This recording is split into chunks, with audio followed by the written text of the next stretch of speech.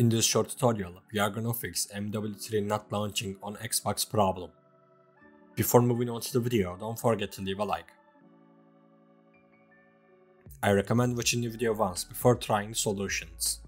The first solution consists of a few small steps. First, we will check if the Xbox and our game need updates. To do this, press the guide button. Open settings from the profile and system.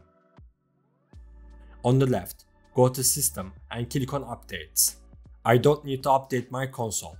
If you need to update, go ahead and update. To check if the game is up to date, hover over the game and press the menu button. Then click on Manage Game and Add-ons. After doing this, click on Updates and if you need to update MW3, update it. The next step is to clear the game data.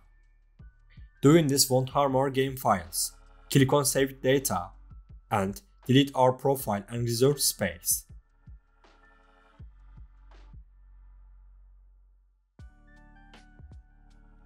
After doing this, we will need to sign into our account again. The third step is to clear persistent storage. To do this, we open Settings again. After doing this, we click on Blu-ray from the Devices and Connections section. Then we click on Persistent Storage and after that click on Clear Persistent Storage. The final step is to clear the alternate MAC address. To do this, we go back to Settings and click on Network Settings from the General section. After doing this, we click on Advanced Settings. Then we select alternate MAC address and click on Clear. To complete this action, we need to restart our console. After doing this, you can check if the problem is solved or not. If the issue persists, we will move on to the second solution. The second solution is to uninstall and reinstall MW3. We can resolve such problems by performing the uninstallation and reinstallation process. To do this, navigate to the game, press the menu button and then click on Manage Game and Add-ons.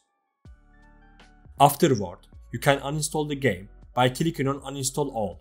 Additionally, the reason you are having problems may be that you don't have Game Pass or Xbox Live.